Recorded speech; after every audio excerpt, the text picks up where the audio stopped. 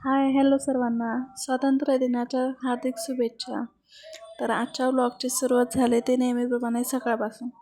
सकाळी उठल्यानंतर सगळ्यात आधी मी छान गॅलरी झाडून पुसून घेतली. त्यानंतर छानशी छोटी रांगोळी काढली. त्यानंतर मी सकाळच्या आजूबाजूचे सुंदर व्ह्यूज कॅप्चर केले. आजचा नजारा खूपच छान होता. तर बघा, एका साईडला ऊन होतं आणि एका साईडला पावसाचं वातावरण होतं. किती छान वाटते.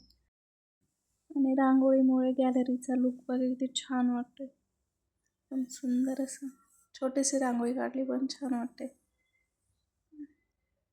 त्यानंतर माझ्या हजबंडनी बाहेरून नाश्ता आणला होता. गरम आणि छान टेस्टी होता तो. काय होते काय माहिती, ब्रेडचं काहीतरी प्रकार होता. खरं तर आज सुट्टी असल्यामुळे आज आम्हाला बाहेर फिरायला जायचं होतं. पण जेवण झाल्यानंतर आमचं हर्षू झोपी गेलं होतं.